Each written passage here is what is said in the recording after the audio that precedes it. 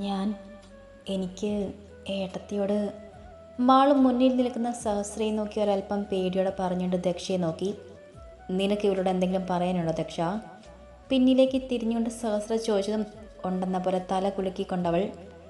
എന്നാ നീ സംസാരിച്ചോ? സഹസ്ര അതും പറഞ്ഞ് ഒന്ന് പിന്നിലേക്ക് നീങ്ങിയതും ദക്ഷ മാളുവിൻ്റെ അരികിൽ വന്നവളെ നോക്കി. എനിക്കറിയാമായിരുന്നു ഏട്ടത്തി എന്നോട് ക്ഷമിക്കുമെന്ന്. എൻ്റെ ആ വീഡിയോ അത് കാണിക്കുമെന്ന് ഭീഷണിപ്പെടുത്തിയപ്പോൾ ഞാൻ ഏട്ടത്തെ മറന്നുപോയി എന്നത് സത്യമാണ്. പക്ഷേ എനിക്ക് ഏട്ടത്തെ ഇപ്പോഴും ഇഷ്ടമാണ്. അതാ എനിക്ക് ഏട്ടത്തിയോട് വന്ന് ക്ഷമ പറഞ്ഞ് മിണ്ടണമെന്ന് തോന്നിയത്. മാള് സന്തോഷത്തോടെ ദക്ഷയുടെ കൈ പിടിച്ച് പറഞ്ഞു കേട്ടതും ആ കൈ വലിച്ചെടുത്ത് മാളുവിൻ്റെ കർണം നോക്കിയൊന്ന് കൊടുത്തു ദക്ഷ. അത്രയും ആൾക്കാരുടെ മുന്നിൽ കവളിൽ കൈവച്ച് പകപ്പോടെ മാൾ ചുറ്റും നോക്കി. എല്ലാവരുടെയും ഞെട്ടലോടെയുള്ള നോട്ടം തനിക്ക് നേരെയാണ്. അത് കാണി എല്ലാവരുടെയും മുൻപിൽ നാണം കെട്ടതുപോലെ അവൾ മുഖം കുനിച്ചു.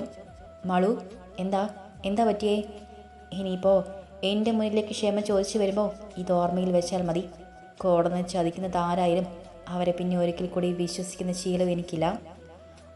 അവളുടെ ഒരു കൂട്ടുകാരി വന്ന് മാളുവിനെ ചേർത്ത് പിടിച്ച് ചോദിച്ചു കേട്ടതും ദക്ഷ ഒരല്പം ഗൗരവത്തിൽ പറഞ്ഞുകൊണ്ട് തിരിഞ്ഞു നടന്നു.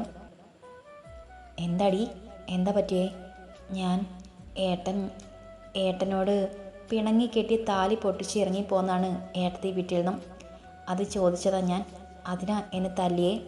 മാള് തനിക്ക് ദോഷമൊന്നുമില്ലാത്ത രീതിയിൽ പറഞ്ഞു കേട്ടതും കുറച്ച് മുന്നേ പോയ ദക്ഷ അവളെ തിരിഞ്ഞു നോക്കിയൊന്ന് പുച്ഛത്തോടെ ചിരിച്ചു. അത് കണ്ടതും മാളുവിൻ്റെ തല ഒന്നുകൂടെ താഴ്ന്നു. നീ വാ, അവരോടൊക്കെ നീ എന്തിനാ സംസാരിക്കാൻ പോകുന്നത്? അവളുടെ കൂട്ടുകാരി പറഞ്ഞു കേട്ടതും തല കുലുക്കിക്കൊണ്ട് മാളു അവിടെയൊപ്പം നടന്നു നീങ്ങി. ഇതിപ്പോൾ എത്ര പേർക്ക് കൊടുത്താലാ ഇവരൊക്കെ നിന്റെ പിന്നാലെ വരുന്ന നിർത്തുന്നത്? തനിക്കരികിലേക്ക് വരുന്ന ദക്ഷയെ നോക്കി സഹസ്ര ഗൗരവത്തിൽ ചോദിക്കുമ്പോൾ അവൾ പതിയൊന്ന് പുഞ്ചിരിക്കാൻ ശ്രമിച്ചു. എല്ലാം സ്വയം വരുത്തി വെച്ചതല്ലേ, എന്തായാലും വാ. അവൻ അവളെ കൈ പിടിച്ച് മുന്നോട്ട് നടന്ന കണ്ടതും ദക്ഷ വിടർന്ന കണ്ണോടെ അവനെ നോക്കി. പക്ഷെ അതൊന്നും ശ്രദ്ധിക്കാതെ വാങ്ങിയ സാധനങ്ങളായി ബില്ലിടാൻ പോവുകയായിരുന്നു അവൻ. ഞാനും കൂടെ കൂടാം, ഒറ്റയ്ക്ക് വേണ്ട. സഹസ്രയും ദക്ഷയും ആവശ്യമുള്ള സാധനങ്ങളെല്ലാം വാങ്ങി വീട്ടിലേക്ക് വന്നപ്പോഴേക്കും അവിടെ വൃത്തിയാക്കിയിട്ട് ജോലിക്കാർ തിരികെ പോയിരുന്നു. പിന്നെ വാങ്ങിയ സാധനങ്ങളെല്ലാം അടുക്കളയിലും ഹാളിലും ഒക്കെ ഒതുക്കി വെച്ചുകൊണ്ട് അവനൊന്ന് ഫ്രഷ് ആകാൻ പോയി. തിരികെ വന്ന സഹസ്ര കാണുന്നത് ഉടുത്തിരുന്ന സാരി എടുത്ത് ഇടുപ്പിൽ കുത്തി എല്ലാം ഒതുക്കി വെക്കുന്ന ദക്ഷയാണ്. അത് കണ്ടതും അവൾക്കരികിലേക്ക് നടന്നവൻ ഗൗരവത്തിൽ പറഞ്ഞു, ഞാൻ ചെയ്യാം. അവൻ്റെ ശബ്ദം കേട്ടതും നിറഞ്ഞ മനസ്സോടെ ഒന്ന് തിരിഞ്ഞു നോക്കിയവൾ. പക്ഷെ ഫ്രഷായി മുണ്ടു മാത്രം മുടുത്ത് തോളിൽ ചെറിയ നനവുള്ള ടവൽ ചുരുട്ടിയിട്ടുകൊണ്ടാണ് സഹസ്ര അവിടേക്ക് വരുന്നത്. അത് കണ്ടതും വേഗം അവനിൽ നിന്നും നോട്ടം മാറ്റിയവൾ. വല്ലാത്തൊരു വെപ്രാളം തന്നെ പൊതിയുന്നത് പോലെ തോന്നി അവൾക്ക്. വേണ്ട, ഞാൻ ചെയ്തോളാം. സഹസ്ര വേഗം പുറത്തോട്ട് പോട്ടെ എന്ന് കരുതി ദക്ഷ വേഗം ജോലി തീർക്കുന്നതിൽ ശ്രദ്ധിച്ചുകൊണ്ട് പറഞ്ഞു. ഇതിപ്പോൾ നീ എന്താ ഇവിടുത്തെ ജോലിക്കാരിയാണോ? ഞാൻ ചെയ്തോളാം, നീ ഓരോന്ന് എഴുതി തന്നാൽ മതി. സഹസ്ര അല്പം കടുപ്പത്തിൽ പറഞ്ഞതും പതിയൊന്ന് തല കുലുക്കിയവൾ. അവൾ എടുത്തു കൊടുക്കുന്ന ഓരോന്നും വാങ്ങി പുറം തിരിഞ്ഞിന്ന് അടുക്കുവാണ് സഹസ്ര. പുറം തിരിഞ്ഞു നിൽക്കുമ്പോഴും കൈകൾ ഉയർത്തുമ്പോഴും അവൻ്റെ പുറം വിരിയുന്നതും അതിൽ ചെറിയ രീതിയിൽ വിയർപ്പ് പൊടിയുന്നതും നോക്കി ദക്ഷൊന്ന് ഉമ്മീനിറക്കിപ്പോയി. എല്ലാം ശരിയാണെന്ന് നോക്കിക്കേ. സഹസ്ര അവൾക്ക് നേരെ തിരിഞ്ഞുകൊണ്ട് പറഞ്ഞു കേട്ടതും ദക്ഷ വേഗം അവനിൽ നിന്നും കണ്ണുകൾ മാറ്റി മുന്നിലേക്ക് നോക്കി. അല്ല, പൊടികളെല്ലാം ഒരുമിച്ച് വയ്ക്കാം. പരിപ്പും പയറും ഒക്കെ അടുത്തടുത്തും. ഇതിപ്പോൾ എല്ലാം കൂടി കുഴഞ്ഞു കിടക്കുമല്ലേ? എല്ലാം ഒന്ന് ഓടിച്ചു നോക്കിക്കൊണ്ട് ദക്ഷ പറഞ്ഞു കേട്ടതും അവൻ അങ്ങോട്ടൊന്ന് നോക്കി. ഇനിയിപ്പോൾ നീ തന്നെ വെച്ചോ.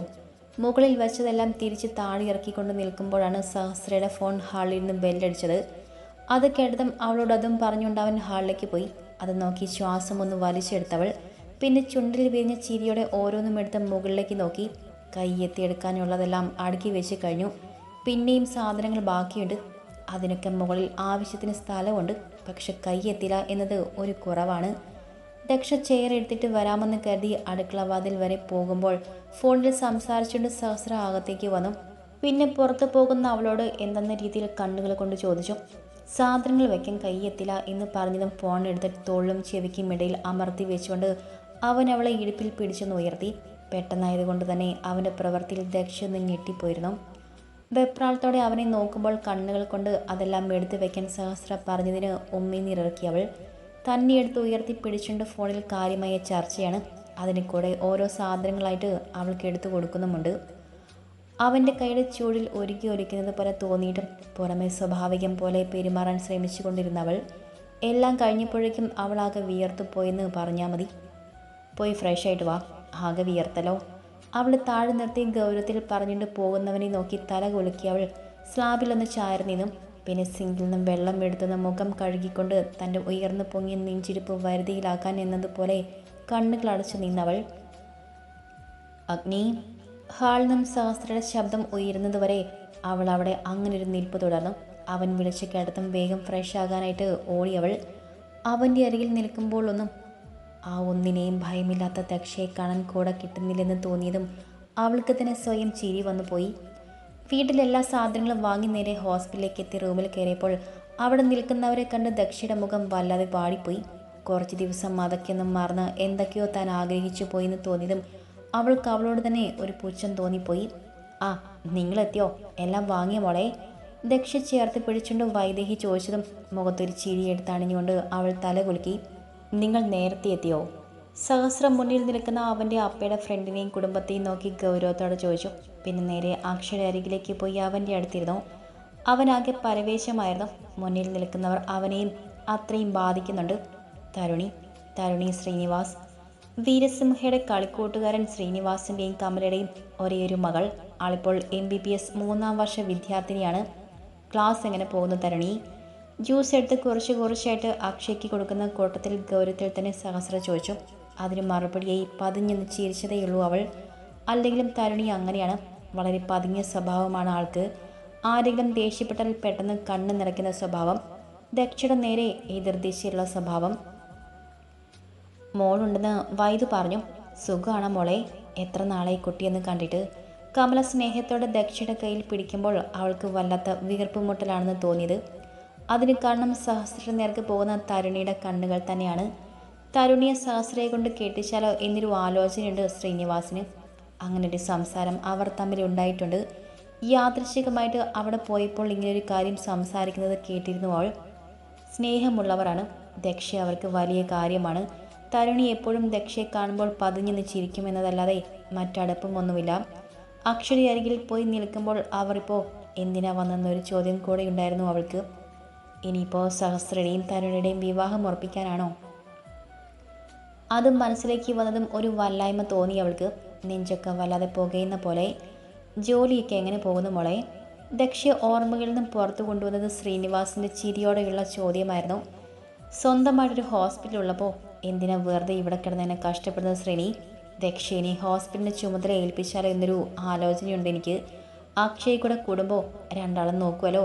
അപ്പോൾ എനിക്കും സഹസ്രയ്ക്കും മറ്റ് ബിസിനസ് നോക്കാം. ഇതിപ്പോൾ എല്ലാം കൂടെ വൈകിടും. വീരസിംഹ ഗൗരവത്തിൽ പറയുമ്പോൾ ദക്ഷ നന്നായി തന്നെ ഒന്ന് ഞെട്ടി. അവൾ നേരെ നോക്കിയത് സഹസ്രയാണ്. ആൾക്ക് വലിയ ഭാവമാറ്റം ഒന്നുമില്ല. അപ്പോൾ ഈ കാര്യം രണ്ടുപേരും നേരത്തെ സംസാരിച്ചിട്ടുണ്ട് എന്നവൾ ഊഹിച്ചു.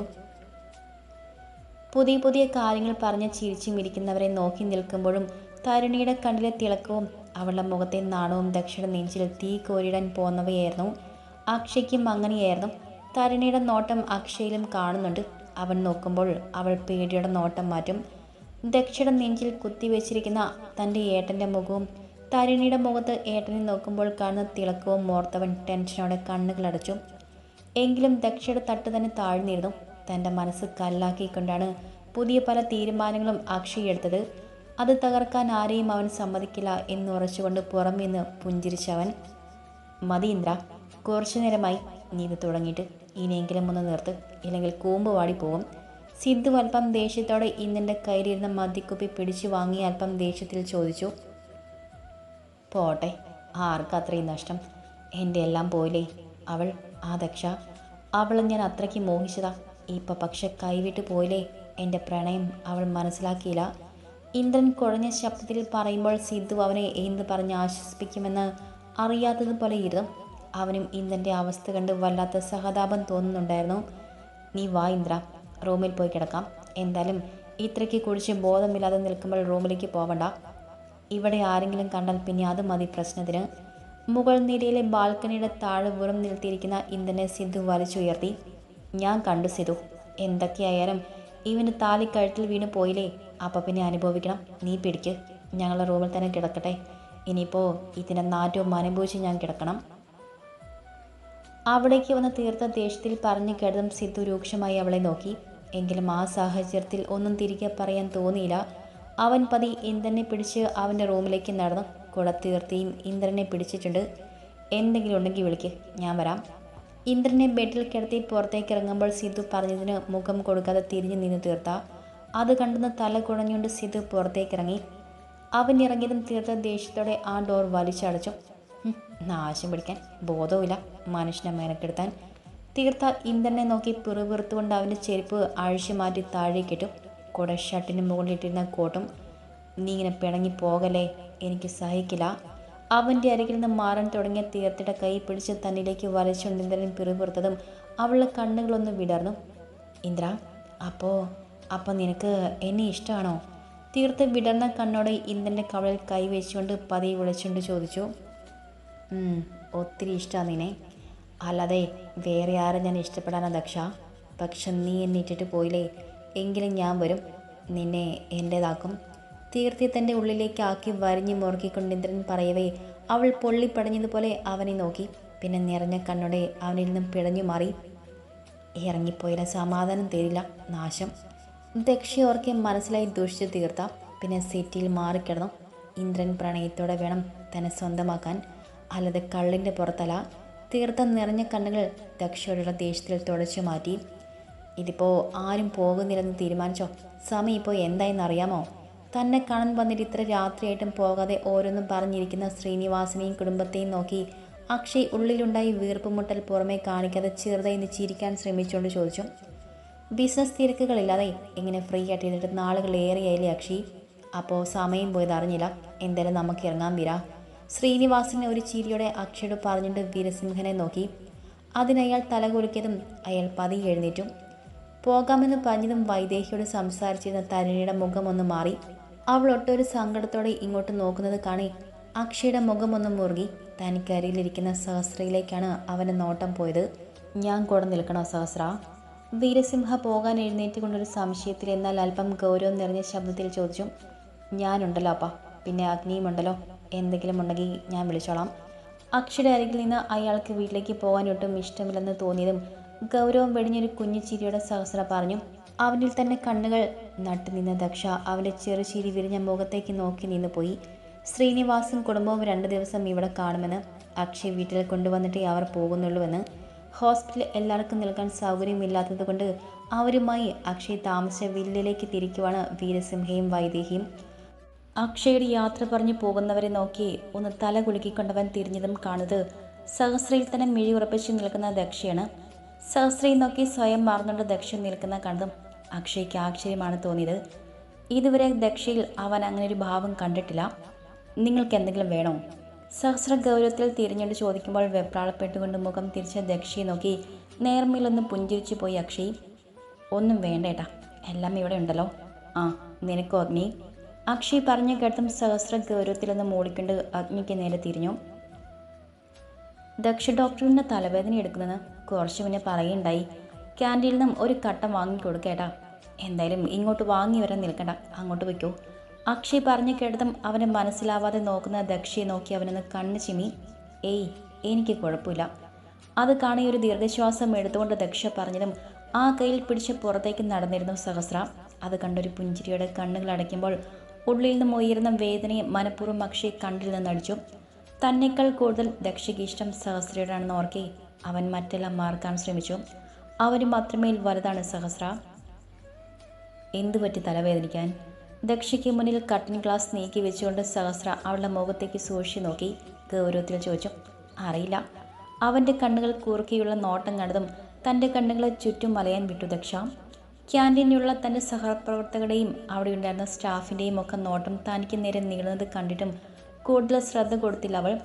സഹസ്രബ്രഹ്മയെ അറിയുന്നവരാകും അതൊക്കെയെന്ന് ചിന്തിച്ചവൾ. ഇതിനോടകം തന്നെ VR ഗ്രൂപ്പ്സിൻ്റെ തലവനായ വീരസിംഹ തൻ്റെ അമ്മയുടെ സഹോദരനാണെന്നുള്ള വാർത്ത ആ ഹോസ്പിറ്റലിൽ മുഴുവനും പടർന്നിരുന്നു. കോടതി ഇന്ദ്രൻ ദക്ഷ ജോലിൽ നിന്ന് പിരിച്ചുവിട്ടു എന്ന കാര്യവും. ചൂടുണ്ടോ? കട്ടൻ കുടിക്കാതെ എന്തോ ആലോചിച്ചുകൊണ്ടിരിക്കുന്നവളുടെ ഗ്ലാസ് നീക്കിയത് കൈകൊണ്ട് പിടിച്ചു നോക്കി സഹസ്ര ചോദിക്കുമ്പോൾ അവൻ്റെ മുഖത്ത് നോക്കി ഇല്ലെന്നതുപോലെ തല ചലിപ്പിച്ചവളെ നോക്കി ആ ഗ്ലാസ് അവൾക്ക് നേരെ നീട്ടിയവൻ. ചൂടോടെ കുടിക്ക്, തലവേദന പൊയ്ക്കോളും. എന്നിട്ടും കുറവില്ലെങ്കിൽ വീട്ടിൽ കൊണ്ടാക്കാൻ ഞാൻ. ചിലപ്പോൾ ഇവിടെ നിന്നിട്ട് ഉറക്കമൊന്നും ശരിയാകാത്തത് കൊണ്ടാകും. ഞാനൊരു ഡോക്ടറാണ്, അപ്പോൾ എനിക്കിതൊക്കെ പരിചയമായതാണ്. വീട്ടിൽ കൊണ്ടുവിടാമെന്ന് പറഞ്ഞതും ദക്ഷയുടെ ശബ്ദമൊന്ന് ഗൗരവത്തിലായി.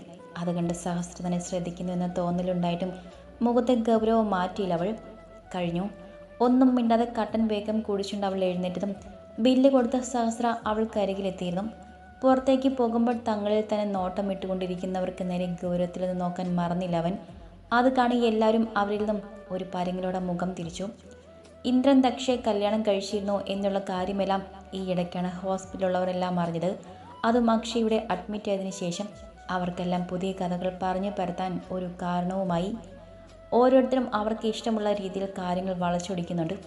അതിലൊന്നാണ് നമ്പർ 1 ബിസിനസ്മാനായ സഹസ്രയുമായി ദക്ഷയ്ക്കുള്ള അവിഹിതം.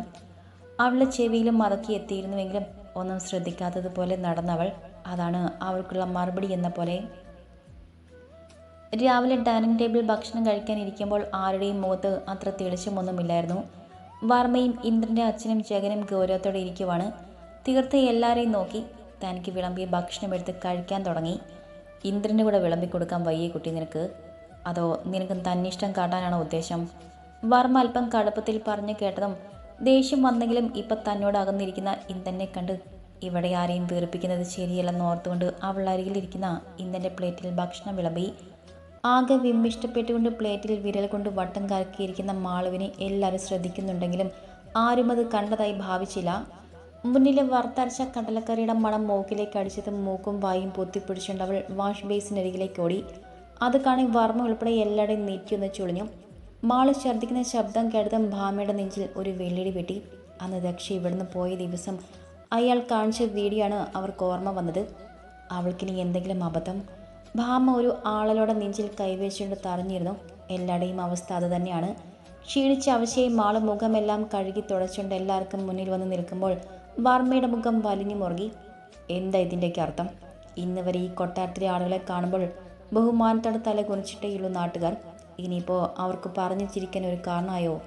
വർമ്മ അത് ചോദിക്കുമ്പോൾ മാളും നിറഞ്ഞ കണ്ണോടെ അയാളെ നോക്കി.